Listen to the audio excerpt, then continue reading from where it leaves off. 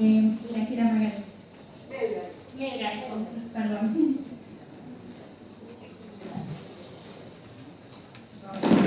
¿Se oye bien? ¿Se oye bien? A ver, ¿cómo va? ¿Ahí o más o menos? ¿O lo pego a la boca? Sí, mejor a la boca. Bueno, muchas gracias por estar acá. Buenas tardes. Mi nombre es Graciela Melgarejo. Ustedes saben, ahora que vamos a desarrollar con Sergio el tema de la palabra, qué susceptible puede ser uno, y supongo que todos lo habrán experimentado, sobre todo en la Argentina, cuando nos dicen mal el apellido. Ojo, si nunca lo viste escrito, es lógico, es lógico. Y yo reconozco que Melgarejo, por más español que sea, por más castellano que sea, se da a varias interpretaciones. Por ejemplo, Malgrarejo, Mergarejo, etcétera, etcétera, etcétera. Bueno, entonces mi nombre es Graciela Melgarejo, yo soy periodista, trabajo en el diario La Nación, soy profesora en letras también, pero no he ejercido prácticamente nunca.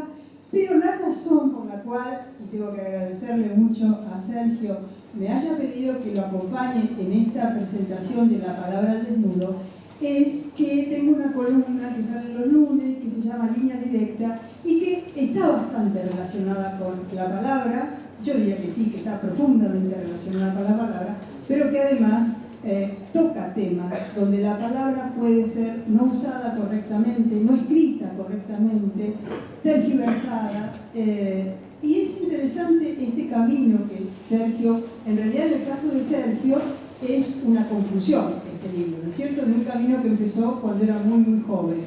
Sí, empezó en la adolescencia o en la infancia. Yo digo en el libro, cuento, bueno, a mí tenía dos pasiones que empezaban con P, las palabras y la pelota, en todas sus formas, la de básquet, la de fútbol. No fui futbolista profesional, hubiera sido un sueño, jugar en River alguna vez, pero ya saben que no, quizás no se hubiera ido a la vez si hubiera... Eso no, jugué al fútbol toda mi vida, con amigos, de forma amateur, pero la palabra sí terminó siendo mi herramienta, mi profesión, la vocación concretada. Y este libro, de alguna manera, después de tantos años de haber trabajado con la palabra, sentía que le debía un homenaje a la palabra, a esa herramienta. Y sentía que además este era el momento, porque creo que es un momento de un punto de inflexión, un momento importante para la palabra, por su empobrecimiento, el uso pobre que se va haciendo, algunas tecnologías que anuncian su desaparición o tienden a prescindir de ella o a ponerla en un segundo lugar. Esto no va a ser la primera vez que va a pasar con la palabra escrita, de todas maneras. Ya ocurrió cuando nació la fotografía, con la televisión, con el cine, con internet. Siempre, cada tanto se anuncia la muerte de la palabra en su forma impresa, pero no es solo de la forma impresa de la que trataba en el libro, sino de la palabra como esa herramienta que nos hace humanos. Básicamente yo creo que la palabra es una de los esenciales factores que nos hacen humanos. Yo quiero rescatar, este libro tiene una introducción y 9 partes, 9 capítulos. Pero de la introducción quiero rescatar una cita que hace Sergio de Albert Camus. Ustedes probablemente conozcan el gran escritor francés, que fue premio Nobel de Literatura en 1957, que escribió, entre otros, El extranjero, El grito de Sísifo, La peste, El hombre rebelde. Sergio rescata esta frase, rescata, remarca, elige: un país vale lo que vale su lenguaje. ¿Cuál sería en este momento, para nosotros, para los argentinos, cuánto vale nuestro lenguaje? ¿Cuánto valemos en tanto nuestro lenguaje, Sergio? Vamos a empezar entonces ya. Bueno, yo creo que si nosotros escuchamos cómo hablan nuestros políticos,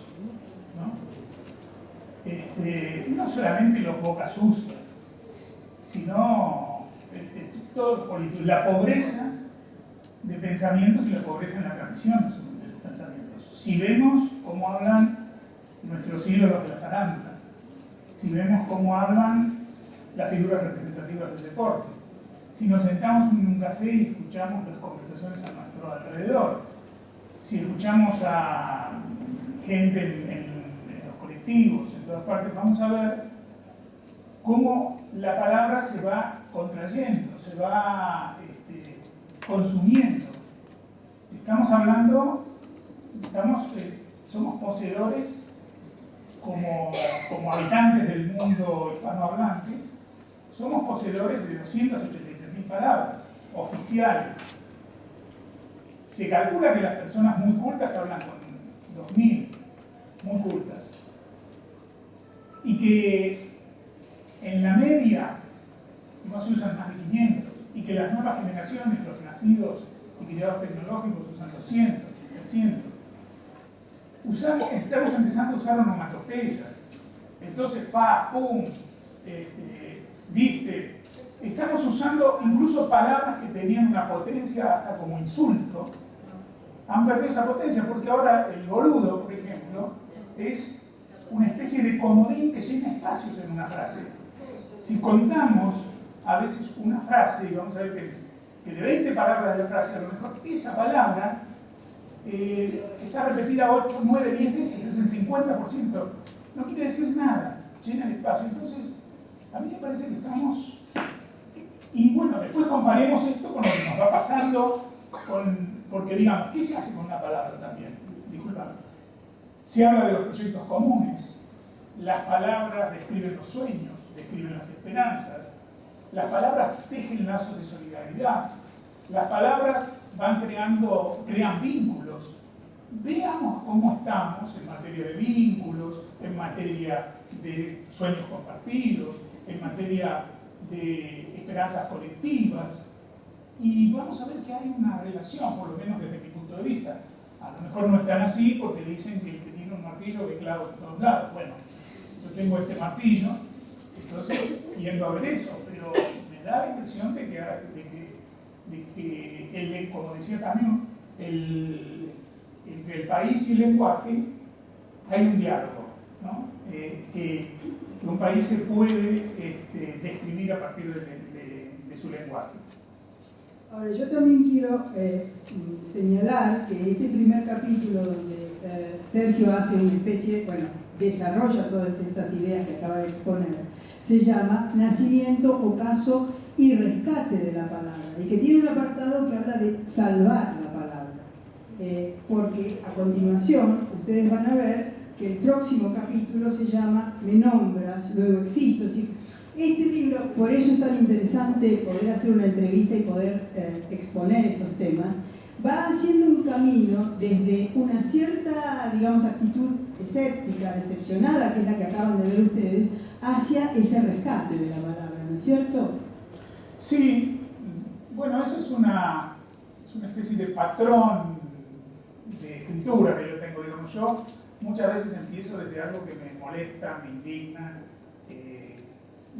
creo que esa palabra hay que rescatar. Hoy tenemos que indignarnos un poco más en estos tiempos. Indignarnos no quiere decir romper todo, indignarnos quiere decir recuperar la dignidad, ¿no? Volver a ser digno desde la dignidad. Entonces a veces empiezo desde ese enojo, pero no para simplemente sembrar un poco de veneno en el mundo que ya tiene demasiado, digamos, o contribuir a ensuciar la calle de la palabra, digamos, con mi enojo, sino para ver por dónde salimos de él. Y en el tema de la palabra yo creo que es importante recuperarla y rescatarla, porque la hemos creado para comunicarnos. Yo digo en el libro, en realidad, como decía Fromm, cada uno de nosotros nace como ser humano en lo que Erich Fromm llamaba la separatidad, una angustia enorme porque que no nos damos cuenta, de la cual no nos damos cuenta al principio, pero en la cual advertimos cuando nace la palabra en nuestro lenguaje que indica que hemos accedido a la conciencia, a la palabra yo. Hasta que podemos decir yo pasa un tiempo. Hasta que primero como bebés lloramos cuando necesitamos algo, pataleamos, después cuando empezamos a hablar decimos palabras sueltas, después de decir palabras sueltas armamos algunas frases, pero nos nombramos a nosotros mismos en tercera persona. Sergito, ¿qué hace Sergito? Sergito juega con la pelota. ¿Qué hace Sergito? Se llama a sí mismo Sergito, como Maradona, como eso que quizás ha quedado en los 3 años, desde este punto de vista. Pero después llega un punto donde uno dice yo, y cuando dice yo, se descubre como un ser único en sí mismo, pero también accede a esta angustia terrible, porque si yo soy un ser único e inédito, ¿alguien va a poder comprender lo que siento? ¿Con quién voy a compartir mi alegría, mi dolor, mi esperanza? Y ahí decía Fromm, para salir de esa separatidad, y esto lo dice en el arte de amar, que es donde hay que decirlo, digamos, uno teje lazos de comunicación, teje lazos de amor, de muchas maneras, de amor en acción. Y la palabra es extraordinaria en este sentido, porque otro gran filósofo, yo lo nombro en el libro, un gran humanista, Martin Buber, decía, y tiene un libro dedicado a esto que se llama Yo-Tú, que la palabra, que Yo-Tú es una única palabra, ¿sí? Porque cuando me descubro a mí como yo, y me nombro diciéndome yo, estoy en ese mismo momento designando a un tú, porque yo no quiere decir nada sin el tú, no quiere decir nada. Todo lo que se puede nombrar porque existe su opuesto, complementar o su complemento. Entonces, puedo decir lo que es la luz porque conozco la oscuridad. Sin experiencia de la oscuridad, luz no existiría como palabra. Entonces, yo-tú, decía Buber, es una sola palabra y la llamaba la palabra primordial, porque cuando digo yo, designo al tú, pero ese tú que está delante de mí, todos estos tú que están delante de mí, para todos esos tú, yo soy tú, y ustedes son yo, cuando hablan de sí mismos. Entonces, esto no se puede separar, decía Buber, es la palabra primordial que funda la experiencia humana, la experiencia del vínculo, la experiencia que nos saca de esa soledad inicial. Y para esto, y la palabra ha seguido en la historia de la humanidad, la palabra ha seguido esa misma parábola que sigue en la vida de una persona. Primero balbuceábamos, primero era el garrote, para cómo se dirimía una discusión, un garrotazo en la cabeza al otro, el más fuerte ganaba. Cómo se seducía a una mujer, se la agarraba los pelos y se la llevaba a la cueva de uno. No había palabras. Después había gruñidos, después había manos en las paredes de las cavernas, después había algunos dibujos sueltos, después se les asignó significado, después apareció la fonética. Son más de 5.000 años de recorrido, de recorrido desde el primer papiro donde apareció escrito algo hasta hoy. No lo podemos regalar en 2 décadas de fascinación con un mundo en el que aparentemente todo se nos da fácil. Claro, lo que pasa es que nosotros trabajamos, cuando hablamos de la palabra, con un elemento que tiene sus vueltas, porque digamos, la palabra, como dice Saussure, el signo lingüístico tiene un significante y un significado.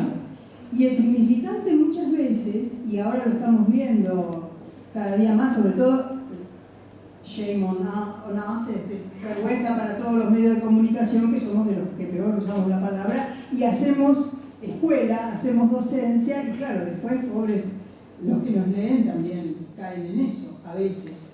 Algunos se quejan amargamente, que suelen ser los comentaristas a pie de página. Si me permitís, sí. Una interrupción, un asterisco. Vos haces docencia al revés, digo, por eso estoy contento de estar compartiendo este espacio, porque, bueno, te lo he dicho, pero lo digo públicamente, con esa columna de los lunes, que es una columna que debería ser obligatoria en todos los medios que trabajan con la palabra, yo sigo aprendiendo. Me parece que todos los espacios que podamos seguir pensando la palabra y no dándola por hecha son importantes. Claro, pero yo quiero que ahora sí vos te refieras, porque en el libro también lo rescatás. Estamos en un momento de transición donde la oralidad le está ganando a la palabra escrita. El hecho de que mucha gente no pueda distinguir entre si va a escribir yendo, de ir, con Y, o con una mágica L que apareció no se sabe de dónde, o algo peor, haya y haya sin H, haya con H, etcétera, etcétera. Son los famosos homófonos.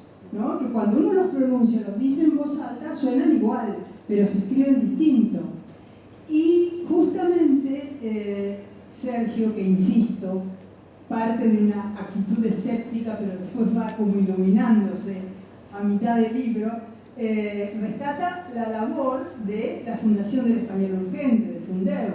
Y yo creo que también, en parte desde la columna, empiezo a rescatar, porque veo que aparecen cada vez más gente preocupada por que la palabra se mantenga, porque el código, porque finalmente lo que manejamos, los casi 500 millones de hablantes de español, dejemos de lado los otros idiomas, porque bueno, es problema de ellos, manejamos un código común, un código maravilloso, además, ¿no es cierto, Sergio? De una riqueza extraordinaria, es decir, si uno a veces escribiendo se puede ir a un salad-bar de sinónimos, digamos, cuando tiene una duda de cómo no repetir, acerca de cómo no repetir una palabra. Y si vamos a buscar los sinónimos que nos ofrece, por ejemplo, por poner un ejemplo muy sencillo, la verdad es que tenemos una mesa entera de sinónimos para elegir respecto de cada palabra, pero al mismo tiempo también ¿por qué tenemos que ser cuidadosos? Porque precisamente las palabras, la mayoría de las palabras no son unívocas, no tienen un solo significado. Depende de qué lugar, de cómo va en la frase, qué tipo de frase. Eso cuando está escrita, cuando está dicha depende de la entonación, el silencio que la rodea o que la acompaña, la gestualidad. Entonces, es importante, y además no es que las palabras crecen en los árboles, ¿sí? Y todo lo que hay que hacer es cuando uno tiene ganas de hablar, ir y bajarse unas cuantas palabras del árbol, del palabrero, digamos, del árbol de la palabra. No, la palabra no existía antes de que existiéramos los seres humanos. Existían los dinosaurios, existían las piedras, existían los planetas, existía todo lo que se quiera, pero no existían las palabras, y ni siquiera empezaron a existir junto con nosotros, empezaron a existir después de un tiempo cuando fueron una necesidad. Entonces yo creo que por esto es importante prestarles atención. Y esas dudas entre el yendo y todo eso, yo creo que más allá de que hay personas con una facilidad natural en cuanto a memoria, etc., pero parece que lo que ayuda es el leer, porque si solamente decimos las palabras, entonces no sabemos cómo se escriben, tenemos que verlas. Es decir, hoy en día cuando se estudia, los últimos estudios en neurociencia dicen que el proceso por el cual creamos memoria consistente, empieza en el pensamiento, pero cuando el pensamiento, lo que uno piensa, puede olvidarlo rápidamente, o lo que uno lee puede olvidarlo rápidamente, en tanto eso no se haga acción. Dice, una cosa es pensar y hay que pasar al hacer. En el hacer, y en el caso de la palabra quizás sería el leer, el aclarar el pensamiento para saber qué es lo que quiero decir con esa palabra que voy a decir, y no simplemente abrir la boca y que salgan sonidos. Entonces, el hacer es una experiencia. La experiencia queda incorporada al cuerpo. Dicen los neurocientíficos que cuando eso que pensamos también se convierte en una experiencia vivida, el cuerpo se hace mente. ¿Por qué? Porque lo que estaba solamente en la mente ahora está recordado por el cuerpo también, porque se ha hecho experiencia. Y cuando se sostiene por repetición de la experiencia, se hace ser. Entonces, hay una secuencia que sería pensar, hacer, ser. Cuando uno, eso que ha pensado y que después ha sido atravesado por la experiencia, lo sostiene, eso ya pasa a ser uno también. Entonces, nuestro lenguaje también somos nosotros. Y la experiencia de leer es una experiencia que ayuda a escribir, a pensar, a saber cómo se dicen las cosas. Y no es que no importe escribir yendo o yendo, sí importa. No es que no importe que en las calles haya o no haya semáforos, claro que importa. Claro que importa. Todos los códigos, todas las normas de la convivencia son para que todos vivamos mejor. En este caso es para que nos entendamos. Justamente yo rescaté, mientras estaba preparando digamos los temas, rescaté de Twitter, que ahora nos venimos a enterar de que hay un Twitter fake, que es Sergio Sinay, así que no lo sigan por la duda. Porque claro, no hoy me entero que antes no quería tener Facebook, y como ya tenía dos, sin querer, finalmente accedí a Facebook, y ahora me van a llevar a Twitter. Pero no es una mala experiencia, ¿eh? Lo digo yo porque me he hecho fanática de Twitter. ¿Pero por qué? Porque en Twitter hay mucha información, o sea que para los periodistas es interesante. Pero justamente de Twitter rescato estos dos tweets. Uno es de Inés Tornavene, que ella a su vez rescata esta frase de Lacan que viene muy al caso. Es el mundo de las palabras el que crea el mundo de las cosas. Porque claro, vos sabés bien, Sergio, Lacan decía que no podíamos concebir el mundo sin la palabra. O sea, no podíamos concebirnos sin la palabra. Nosotros salimos al mundo, nacemos con el lenguaje ya impuesto. Entonces somos seres de lenguaje. Y le contesta otro tuitero, que es Mariano Cabano, que es licenciado en comunicaciones, es periodista y es productor de radio y TV, pone el ISER. Y dice lo siguiente: Ernesto Cardenal dice, las palabras son una visión del mundo. Es decir, estas nuevas tecnologías están irrumpiendo con una fuerza y una velocidad de la cual ni siquiera, digamos, son herramientas, ni siquiera no hemos llegado a manejarlas todavía. Yo creo que es eso. Ahora, a mí me interesa porque vos el subtítulo, digamos, o una bajada, como quieras llamarlo, del libro La palabra al desnudo es: el diálogo, la lectura y la escritura nos cambian la vida. Y justamente el capítulo 5 se llama La escritura que nos habita. Porque hasta ahora hemos hablado también de la oralidad. Que la oralidad es la que está trayendo estos problemas. Pero esta escritura que nos habita, ¿cómo vos, con tu larga experiencia en ese tipo de talleres, cómo crees que puede llevarnos a rescatar la palabra y además rescatarnos a nosotros mismos? Claro, como vos decís, hay una diferencia entre la oralidad y la escritura. La escritura tiene otro tiempo. La escritura, la escritura exige escuchar una voz interna que habla y prestarle atención. Yo hablo, acá entramos en un terreno muy subjetivo, ¿no? Donde yo digo, ¿cómo escribo yo? ¿Cuándo siento que eso que estoy escribiendo me deja conforme o que he entrado en el carril, digamos, en el que quería entrar? Cuando empiezo a sentir que lo que yo estoy haciendo en el teclado de la computadora, ahora, ¿no?, es tomar un dictado, pero es un dictado que viene de adentro. Y ese dictado es un dictado que, digamos, ha confluido en una voz, pero está conformado por muchas voces, que son las voces de mis lecturas, que son las voces de mis vivencias, que son las voces de mis ideas, que hay como una asamblea ahí adentro, pero una asamblea armónica, no una escribanía como se dice en nuestro congreso, sino una asamblea que trabaja para algo y me va dictando un texto. Cuando uno está ante la página en blanco, la que está en blanco es la mente, no es la página. Es la mente. Es que todavía el pensamiento no se ha organizado. ¿Qué es lo que quiero decir? ¿Por qué me he sentado para decir algo sin saber qué quería decir? No es que va a venir de la página hacia mí, va a ir de mí hacia la página. Y yo siempre pensé, durante mucho tiempo coordiné algunos grupos de escritura, y yo les decía a las personas con las que trabajaba en ese momento, que se pensaran a sí mismos como si fueran unos papiros enrollados, ¿no?, muy apretaditos, que tenían que empezar a irse desenrollando. Nosotros somos textos que a lo largo de la vida y a lo largo de lo que escribimos y de lo que decimos, y ojo que escribir no es escribir para publicar, solamente escribir. En una época eran cartas, pero ahora uno podría escribirse. Yo decía que escribir es escribirnos en un doble sentido. Primero, porque somos nuestro primer lector. Escribamos lo que escribamos, nosotros escribimos y leemos al mismo tiempo. Un segundo después, leemos lo que escribimos. Pero cuando leemos no somos el mismo que escribimos. Cuando leemos ya es otro el que lee. Es el yo lector, sí, el yo juez. Entonces, en ese sentido, cuando escribimos, nos escribimos. Pero también nos escribimos porque nos describimos. Escribimos, nos ponemos por escrito.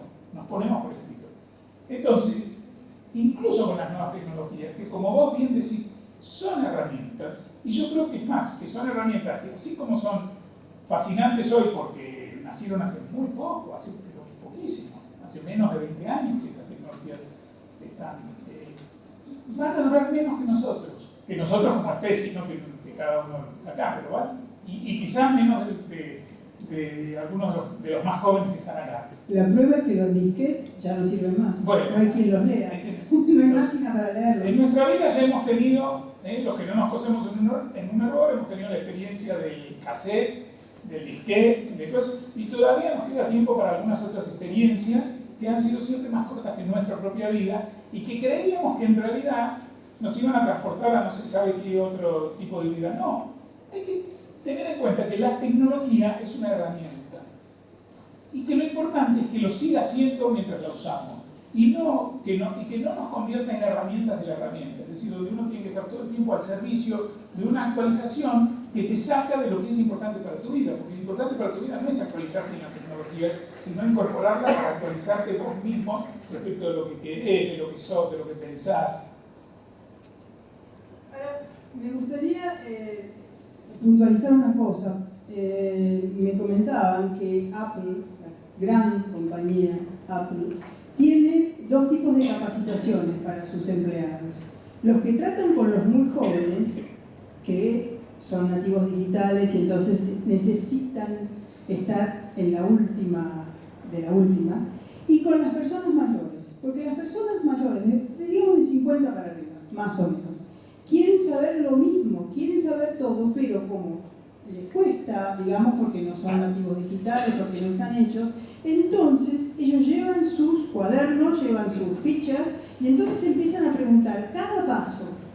Y es interesante porque justamente esas personas son las que están haciendo una utilización de las nuevas tecnologías diferente, porque ellos se comunican, porque generalmente los mayores, no de 50 obviamente, pero sí los de 70, por ahí están más solos ahora. Eso sí, muy interesante esto que decís, mirá, porque las personas mayores tienen mucha más vivencia acumulada.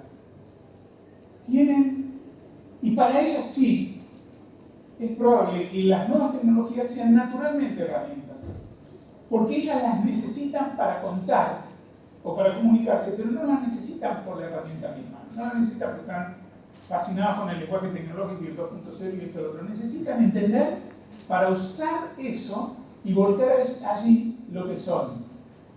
Con eso no hay riesgo. Y también yo siempre digo que las personas mayores, abuelos, padres, todo esto, no tenemos que salir de este patrón de pensamiento que nos hace vernos a nosotros mismos como dinosaurios respecto de las nuevas tecnologías, o sea, como una especie extinguida. Esas tecnologías tienen que ser masivas, porque si no, no son negocios, porque nacen como negocio, básicamente. Después se venden como panaceas universales de otro tipo, pero nacen como negocio.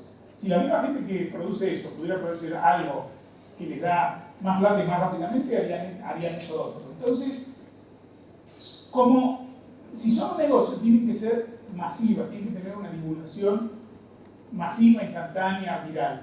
Por lo tanto, tienen que ser fáciles de manejar. Tienen que ser fáciles de manejar.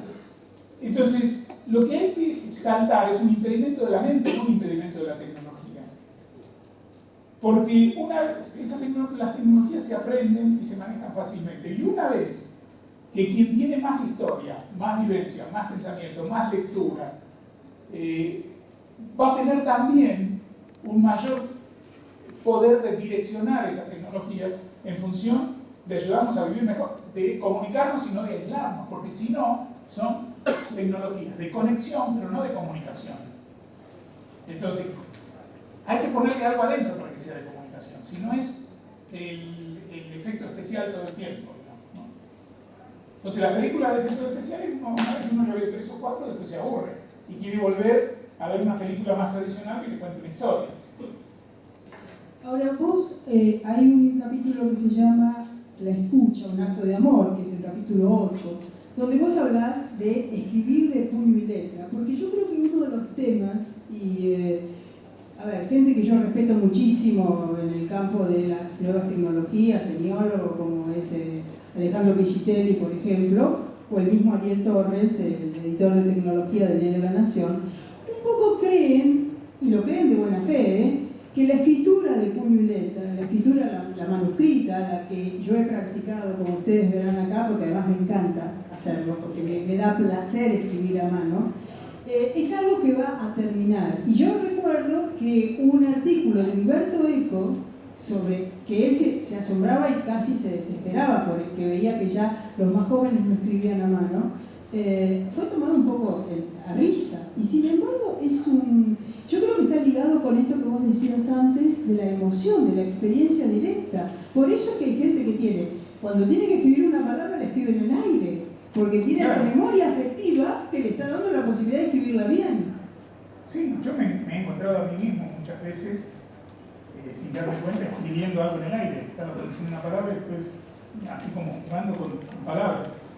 Mira, yo no creo que la escritura manual vaya a morir, vaya a desaparecer, porque si desaparece van a desaparecer circuitos cerebrales, porque hay una relación entre mano-cerebro que se activan mutuamente, y la emoción en el funcionamiento de los circuitos cerebrales ocupa un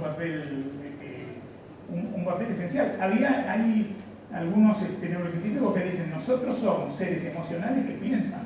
O sea, primero somos emoción, y esa emoción la encauzamos, le damos una orientación, la comprendemos y la redirigimos desde el pensamiento. Pero somos primero emocionales. Y la escritura manual es sensorial, es emocional, es el papel. No es lo mismo un papel suave, liso, que un papel áspero como lija que te está raspando mientras escribís. No es lo mismo una pluma que una punta de una virome o de un marcador o lo que fuera que se desliza, como patinando sobre hielo y haciendo figuras, que se trabe o no tenga tinta. Y la lectura es lo mismo, porque son experiencias. O sea, está bien el Kindle, el iPad y todo lo que quieras con los libros, pero la lectura, si solamente leo en estos artefactos, la lectura es una experiencia intelectual. Ustedes, no sé si a algunos les pasa, pero a mí me pasa cuando yo leo un libro, porque cuando yo leo un libro, el libro viene impreso, pero a esta letra impresa yo le agrego la escritura manual. Si cualquier persona que entra en mi biblioteca va a saber qué libro está leído y qué libro no está leído, con hacerlo así, porque todo el libro leído está anotado, dialogado, signos de admiración, signos de pregunta, anotado por todos lados, porque es una experiencia física la lectura también. Y yo me puedo acordar, a veces cuando busco si voy a buscar en un libro que he leído incluso hace un tiempo, yo sé que esa frase que busco estaba en la parte final y a la izquierda abajo. ¿Sí? ¿Cómo busco dónde estaba eso si no he tenido ese contacto? Esto es como el sexo cibernético. Nunca es piel, nunca nos tocamos, nunca esto. Es lo mismo. Entonces, por eso el libro, creo que el libro es lo más extraordinario, uno de los inventos más extraordinarios de la humanidad. No ha muerto a pesar de los vaticinios. Y ojo, no va a morir y tampoco va a ser masivo. Nunca fue masivo el libro. Ni las 200.000 sombras de Grey son masivas comparando con cualquier otra cosa. El bestseller más bestseller tampoco es masivo si uno toma a toda la humanidad en su conjunto, que somos 7.000 millones de habitantes. Es cierto, porque ni la Biblia es masiva, que es el gran bestseller. Pero sin embargo, no importa que no sea masivo, porque los que han tenido contacto con el libro han mantenido de alguna manera, no han sido ellos solos ni por ese solo motivo, pero han hecho un gran aporte, y lo siguen haciendo, a mantener el mundo girando, a que no muera, a que siga, a que avance, a que se piense. Ahora, yo me estaba acordando en este momento de que hay un escritor chileno, ahora no me voy a acordar el nombre completo, pero él contaba que cuando él era hijo de minero, o sea que en el norte de Chile, y el único libro que había en su casa, porque su familia era evangelista, era la Biblia. Y que él aprendió a leer con la Biblia. Y fíjate vos qué interesante, porque esa única obra fue la que desató su vocación por la escritura. Claro. Es decir, la palabra cuando tiene, como vos decís en un momento, ese contenido mágico, ¿no? Bueno, la Biblia no sabemos, vamos a decir, yo creo que la Biblia es un libro extraordinario independientemente de las creencias. Uno puede ser creyente, o agnóstico o ateo, pero lo que no puede negar es que en la Biblia están todas las historias que uno se puede imaginar. Dramas, incestos, asesinatos, esperanza, reencuentros, heroísmo. Todas las historias están contadas en la Biblia por autores ignotos que se llamaban palabristas, los palabristas, los autores de la Biblia. Entonces, es como una memoria de los relatos de la humanidad, de los relatos perdurables de la humanidad. Entonces, cuando uno y esto es importante, incluso si hay alguien aquí que escribe y a veces se traba porque piensa que lo que tiene para escribir no es original. En realidad no hay nada original para escribir. Desde el punto de vista de la temática, primero, si no está en la Biblia, está en algún otro lugar. Lo más probable es que ya esté en la Biblia. Todo está escrito. Lo único que falta es la versión de ese que lo va a escribir. Entonces, no hay temas originales. Hay una escritura que nunca se hizo de temas que son los de siempre.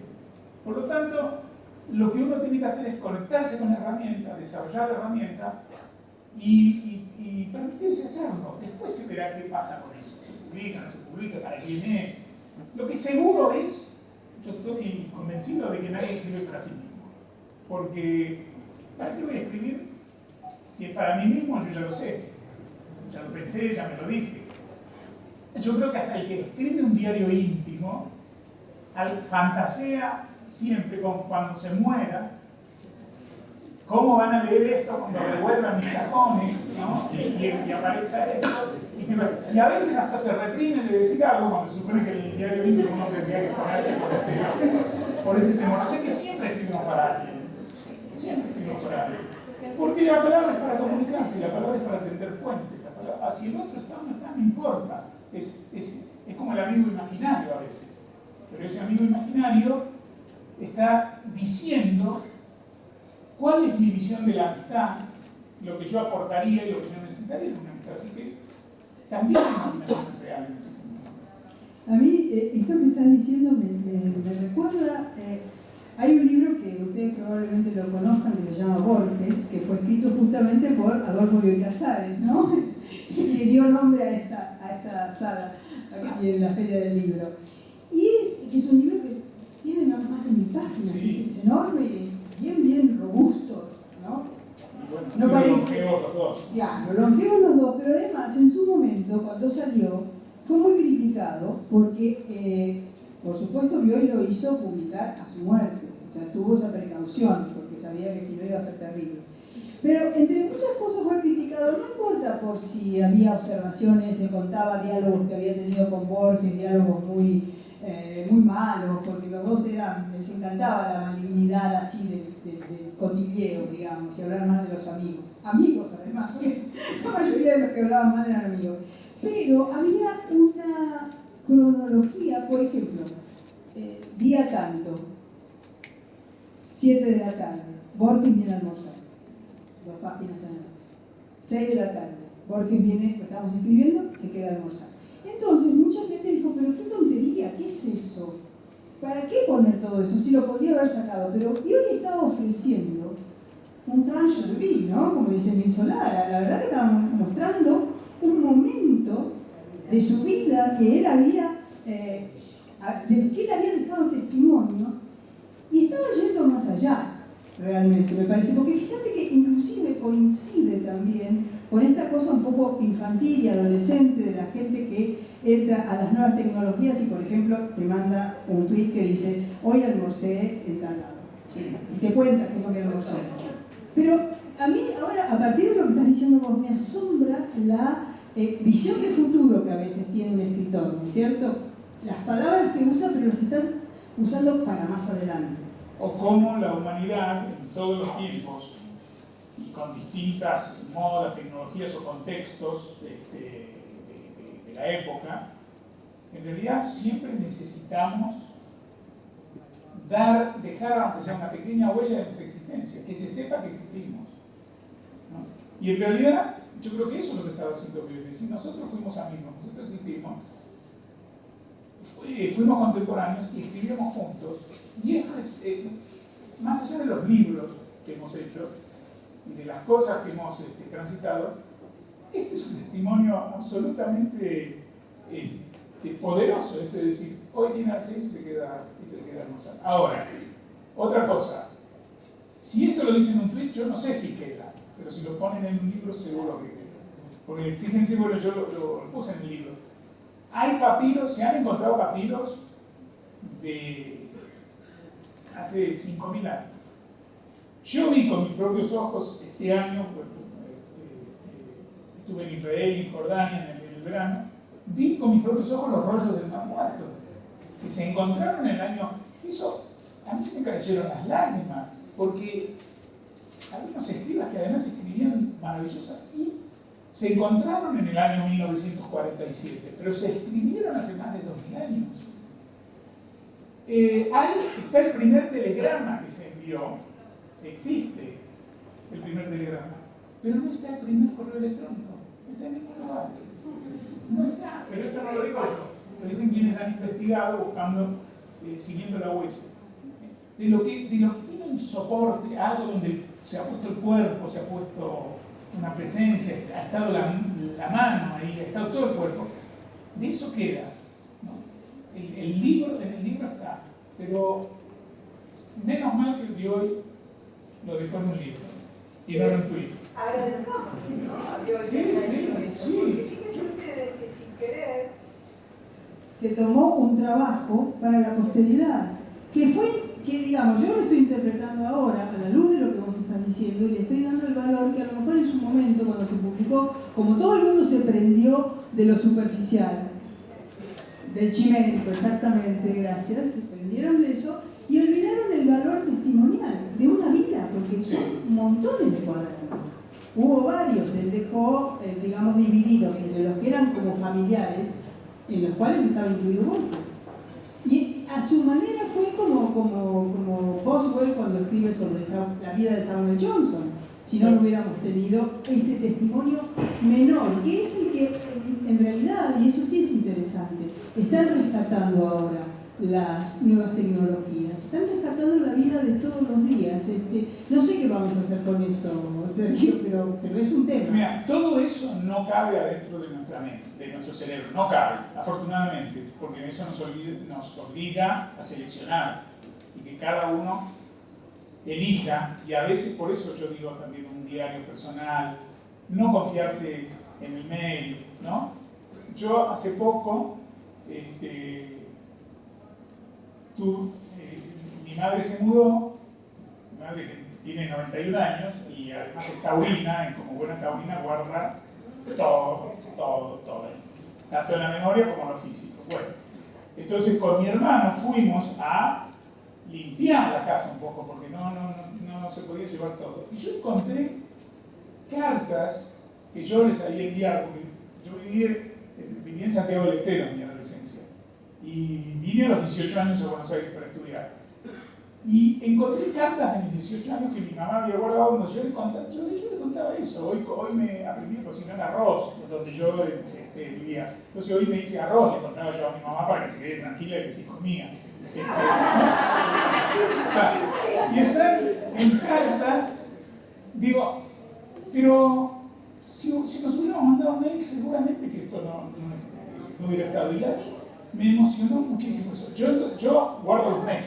Aclaro que mi hijo vive en Bariloche, yo me escribo con él y los imprimo y los guardo, por las dudas, porque no es solamente tenerlos en un pen y en 8 discos al mismo tiempo, por si un disco falla el otro. También una impresión de eso que es esencial, que otras cosas no es que imprimo todo, pero eso que para mí tiene un valor esencial, además de guardarlos en carpetas dentro de la computadora, los imprimo por las dudas, son esas cartas con mi hijo.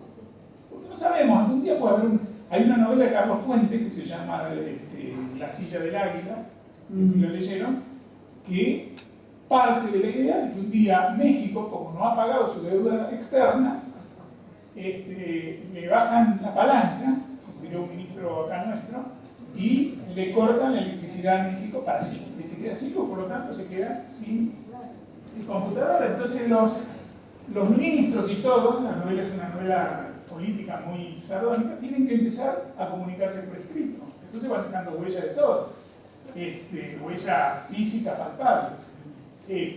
Bueno, ¿quién dice que un día o no nos cortan a nosotros porque nos ponemos la deuda externa, o no hay un apagón mundial generalizado y empezamos de nuevo desde las cavernas? Pero empecemos mejor provistos, digamos, por lo menos con algunas cosas impresas del mundo anterior. Claro, por eso yo Perdón, si me he puesto un poco catastrófico. No va a ser catastrófico porque yo lo traigo de vuelta a la bonanza. El capítulo que se llama Comunicar, Agradecer, Sanar, yo marqué esto. Desde que somos seres parlantes, nuestra responsabilidad sobre el lenguaje es inexcusable. Y yo creo que esto marca una característica, además, de la obra de Sergio. Yo pensaba empezar con una pequeña presentación, porque él es conocido como especialista y consultor en vínculos humanos.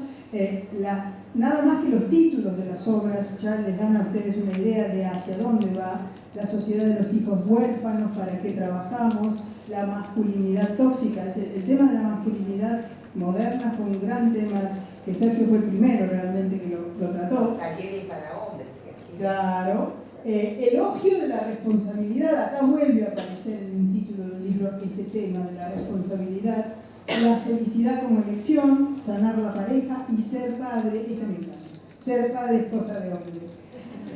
Pero vamos entonces, porque esto de agradecer y de ser conscientes de la responsabilidad de la palabra, porque en este mismo momento nosotros estamos hablando de una manera, digamos, muy cálida, estamos todos de acuerdo, nos sentimos felices, pero no siempre la palabra se usa de esa manera, y ahí es cuando la palabra dada puede ser un arma, no una herramienta o una caricia. Claro, como un martillo que es una herramienta, cuando si le pegas en la cabeza a una persona con ese martillo, es una arma mortal, ¿no? Y si construís una mesa, es una herramienta que deja algo construido.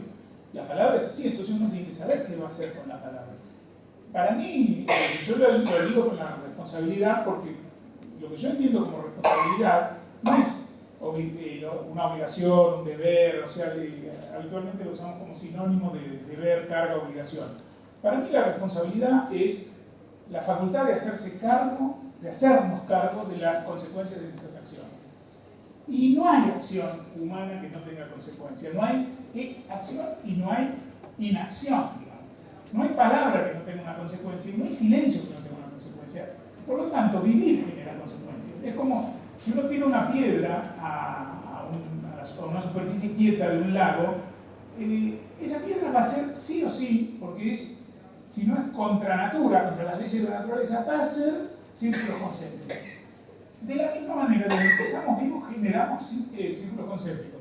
Por supuesto que no podemos ser conscientes de todas las consecuencias de nuestras acciones, pero cuanto más conscientes vivamos, cuanto menos estemos en automático, vamos a estar más también, no alertas en el sentido de expresados por alerta, sino que naturalmente se va a ir incorporando esta noción de que lo que hacemos tiene consecuencias y que de esas consecuencias hay que hacerse cargo. Y hay que hacerse cargo, ahí ya no de palabra, sino de hecho, reparando aquello que se lastimó, haciendo más de aquello que benefició, pero hay yéndose con la palabra, y los que trabajan con la palabra.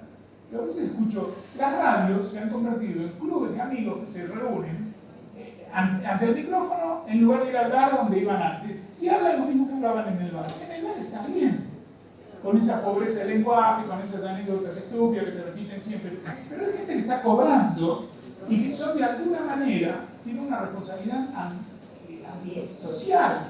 Entonces no pueden hablar como hablan y decir lo que dicen. Yo no soy un viejo purista, digo, es una herramienta que hay que cuidar. En la televisión lo mismo, que esta cosa de que es cool, es bárbaro, es moderno, decir lo que se me antoja en el momento que se me antoja. No es así. Eso no te hace libre. Eso lo que te demuestra es que sos pobre. Pobre de ideas, pobre de lenguaje. No hay libertad. Ahí no hay. O yo soy libre si puedo manejarme con diferentes lenguajes en diferentes lugares. Eso sí es ser libre. ¿Por qué? Porque parte de una elección. Ser libre no es ser transgresor. En realidad el transgresor necesita que le pongan un límite, porque si no, no es transgresor. Entonces, ser libre no es no tener ningún obstáculo. Ser libre es saber que en la vida hay obstáculos, que no se puede todo, que no todos los lugares son iguales y que no todas las situaciones son las mismas, y entonces elegir. Como no puedo todo, elijo algo. Y en esa elección está la libertad, porque eso solamente pueden elegir las personas conscientes.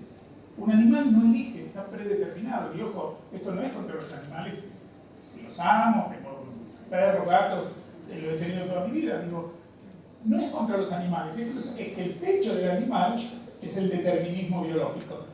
Y eso que para el animal es su techo, para el ser humano es su piso. Es desde ahí. Nosotros también, como los animales, estamos determinados biológicamente en muchos aspectos, estamos determinados psíquicamente en otros aspectos, pero después viene nuestra dimensión humana, la dimensión de la espiritualidad, la dimensión de la conciencia, de la razón, que nos permite elegir. Ahora, si en lugar de elegir lo dilapidamos, la verdad que dilapidamos algo muy rico. Y cuando dilapidamos eso, en este caso, junto con ese desprecio por aquello que nos hace humano, también hay un desprecio por la palabra.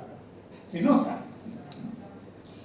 Comentábamos la otra vez cuando estuvimos hablando de cómo iba a ser esta presentación, que la contradicción es muy grande, porque por un lado el lenguaje aparentemente se empobrece, usamos la palabra evento para todo, con lo cual los sinónimos que hay en español, porque evento en español es algo que sucede muy de vez en cuando, está reemplazando, y piénsenlo ustedes, reemplaza a la palabra base, que es hecho, podríamos reemplazar todo por hecho, acontecimiento, que ya casi ni se oye ni se lee, encuentro, reunión, y digo algunos y seguramente me estoy olvidando de otros.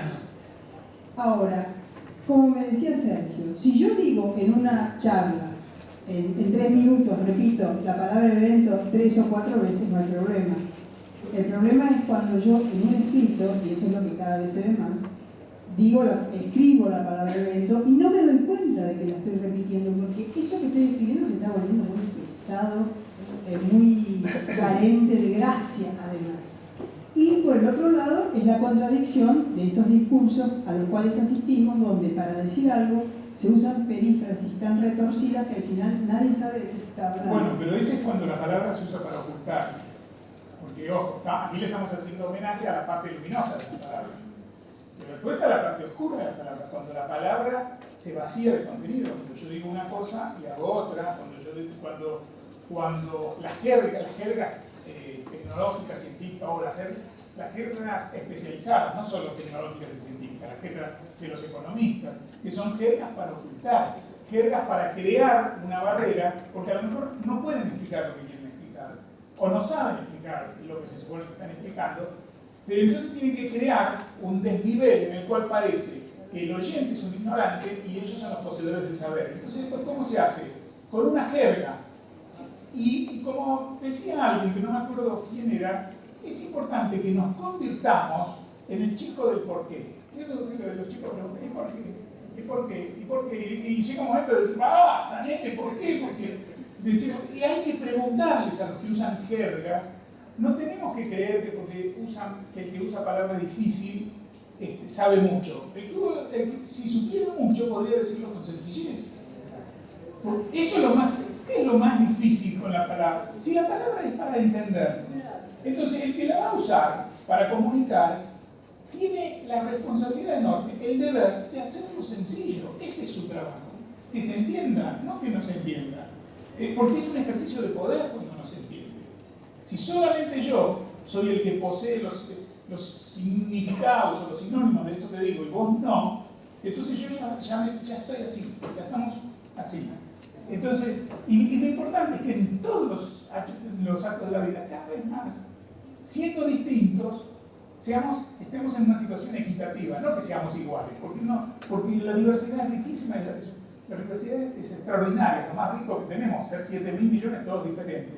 Desde ahí vamos a armar lo que armemos, desde la diferencia, pero desde la diferencia que se honra y se respete, que se convierte en equidad. Y la palabra en esto tiene mucho para hacer. Pero entonces, cuando el que miente, en el libro yo digo, Kant decía, ¿no?, que si todos mintiéramos, desaparecería la verdad. Vamos a suponer que todos nos ponemos a mentir y que esto se pone de moda y que se hace tendencia y la tendencia se hace hábito y el hábito se hace costumbre y se hace naturaleza y ya somos mentirosos. Dejaríamos de hablar. ¿Qué sentido tendría escuchar a alguien que yo sé que me está mintiendo? Si la mentira es ley. Y el otro sabe que yo también miento. Entonces, como sabemos que mentimos, ¿para qué nos vamos a hablar? Eliminemos la palabra. Y así podemos ir eliminando muchas cosas. Si todos nos matamos, eliminamos la vida, ¿no? ¿Sí? En una escala cada vez más alta. Entonces, la palabra tiene que tener un respaldo. Tiene que tener reservas en la persona, no en el Banco Central. Cuando uno emite una palabra, esa palabra tiene que tener un respaldo. Y el respaldo de la palabra no es la verdad revelada y absoluta, que no sé si existe, pero por lo menos la coherencia con lo que yo pienso, mínimamente. A mí hay un aspecto de la palabra, estamos hablando muy en general, por supuesto, pero que yo creo que está relacionada con esto que te decía de la pérdida de escribir a mano, con toda la pérdida de riqueza, ¿no? De experiencia y de emoción. ¿Qué es la pérdida de la belleza de la palabra? Porque vos al final del libro, y creo que no cometo ninguna infidencia, porque ustedes a lo mejor hay algunos que ya lo han leído y si no, no hay nada más hermoso que leer algo que se oyó dicho en voz alta. Pero ahí no revela quién es el asesino igual. No, pero al final del libro Sergio elige un poema que se llama En el principio y que yo conocí gracias a ese gran intérprete que es Paco Ibáñez. Sí, yo también lo conocí ahí. Claro. Y después lo busqué. Bueno, ahí tenés el valor de la palabra lindísima, ¿no? El poema se llama En el principio, es de Blas de Otero y tiene varias estrofas, pero les leo la primera para que tengan idea de lo que quiero decir. Si he perdido la vida, el tiempo, todo lo que tiré como un anillo al agua, si he perdido la voz en la maleza, me queda la palabra. Y eso es un poco el rescate del libro de Sergio, ¿no? Porque, insisto, él primero está muy bien porque hace como una larga exposición de los momentos actuales y no tan actuales en que la palabra va como desinflándose y perdiendo poder o es malinterpretada, pero después la rescata, ¿no? La rescata desde el interior y termina con ese poema. Es que eso es lo que nos queda. El día que dejemos de hablar, porque el día que dejemos de hablar, pero de hablar con sentido, con contenido, de expresar nuestros sentimientos, emociones, pensamientos, vivencias, memoria, recuerdo, todo eso va en la palabra. El día que esto se empobrezca al máximo, ¿qué vamos a hacer? Vamos a agarrar de nuevo garrotes y nos vamos a... Los desacuerdos los expresaremos a garrotazos, los amores a arañazos, o sea, amores que matan, no sé, realmente, para no dejar moretones. Nos vamos a volver analfabetos no solamente de la palabra, sino analfabetos emocionales, porque las palabras nombran las emociones también. Entonces, cuando uno puede ponerle nombre a una emoción, como a todo lo que existe, la verdad es que ilumina el mundo. El mundo sigue existiendo. Todo lo que... A ver, ¿qué sería un elefante sin la palabra elefante? En realidad, ¿qué sería todo lo que nombramos si no tuviéramos eso para nombrarlo? Imagínense, el mundo sería... No hay palabra para elefante, por lo tanto, eso que pasa por ahí ya no pasaría por nuestros ojos, siquiera. Entonces, no hay para sillón, saquemos el sillón también. Entonces, si nos quedamos con poquitas palabras y las repetimos siempre y además las decimos mal y no sabemos dónde ponerlas, se nos achica el mundo. Se nos achica el mundo. Y la verdad es que podemos agrandar, porque finalmente el mundo, no voy a decir que es una sensación, ¿no? Pero el mundo tiene una parte que es una realidad objetiva y tiene otra parte que es una realidad subjetiva. Entonces puede ser muy pequeño o puede ser muy grande. En términos físicos, comparado con otros planetas, nuestro planeta tiene un tamaño de regular para abajo, digamos. para cada uno de nosotros, que somos menos que microbios en su superficie, es enorme. Pero después está el universo interno, que acompaña a ese universo externo. Y ese universo externo se amplía desde la palabra y amplía al externo también con la palabra. Así que, finalmente sí, rescate, y rescatar la palabra es tan fácil, porque no es para lingüistas, ¿no? No es para, no. Perdón, todo lo contrario, porque a veces los lingüistas también ejercen la autoridad de la palabra. Claro. Pensamos que recién ahora la Real Academia Española, que ahora cumple años en el 2014, fue fundada en 1713, adquirió como institución su legalidad en 1714, así que está de aniversario. Pero recién hace muy pocos años que las 22, o sea, que las otras academias de la lengua de cada uno de los países donde se habla español han accedido al podio y están compartiendo, y por eso hay un diccionario latinoamericano. Fíjense que igual la diferencia siempre está, el diccionario latinoamericano, pero hombre, vamos, que nosotros también debería existir un diccionario del español de España para que nos entendamos todos. Claro. Pero quiero decir, fíjate que recién ahora, hace muy pocos años, empezó a circular empezó la concepción de la lengua, fue diferente. O sea que Sí. no estamos tan mal, de todas maneras. Estamos, por empezar estamos, que eso siempre es bueno, porque mientras estamos podemos juntarnos, pensar sobre esto. Es maravilloso y esperanzador, porque aquí no estamos hablando de a cuánto cerró el blue hoy, ¿no? Estamos hablando de la palabra y la cantidad de gente que hay, porque cada persona que está aquí está inoculada por la palabra y por lo tanto es contagiosa.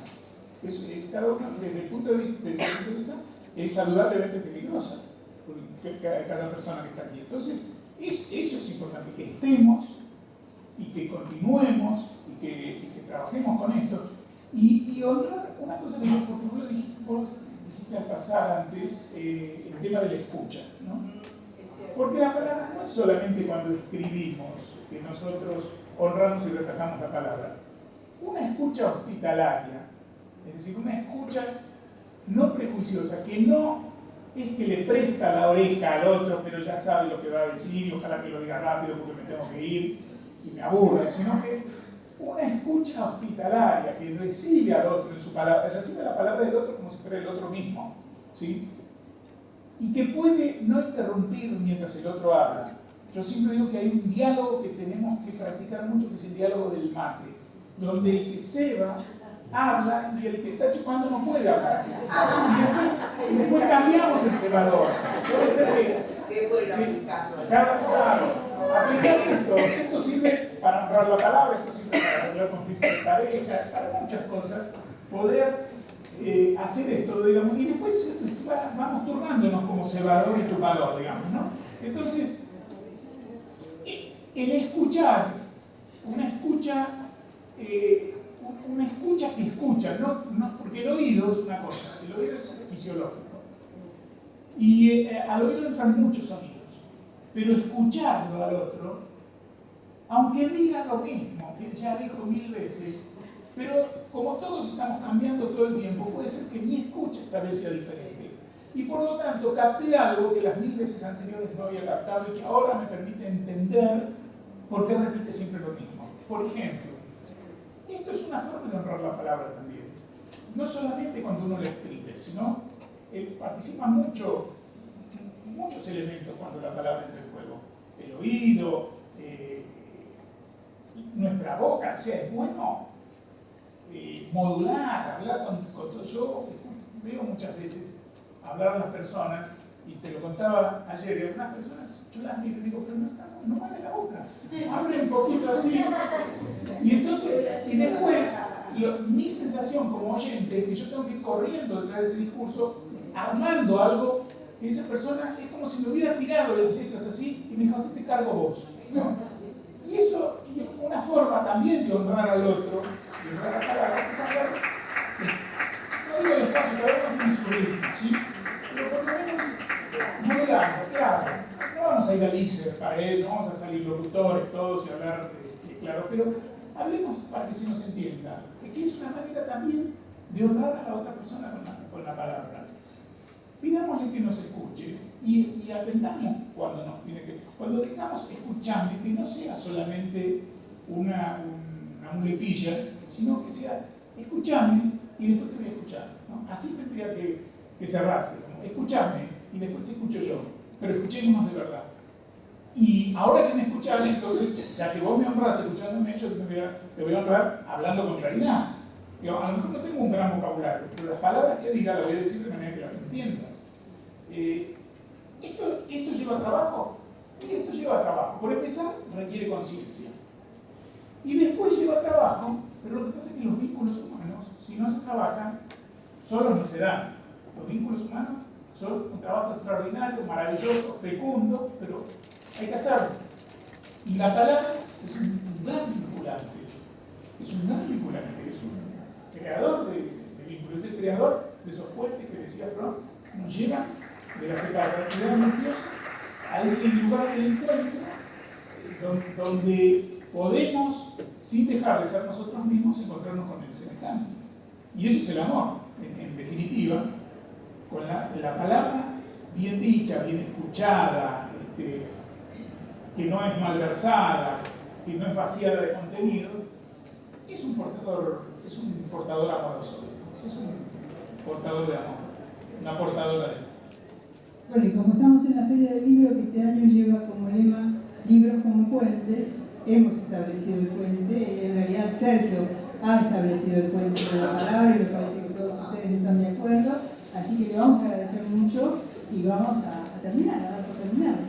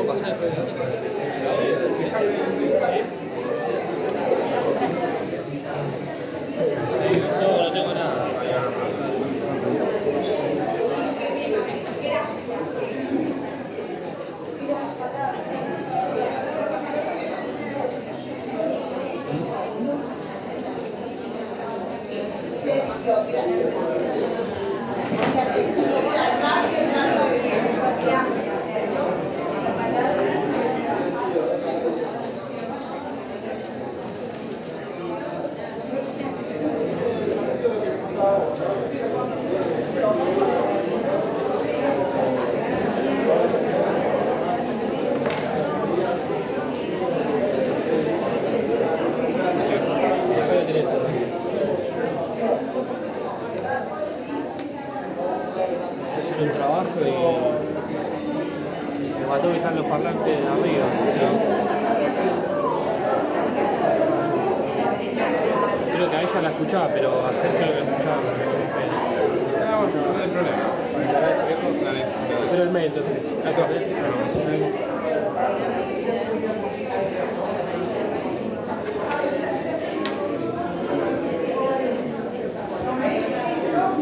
Así está.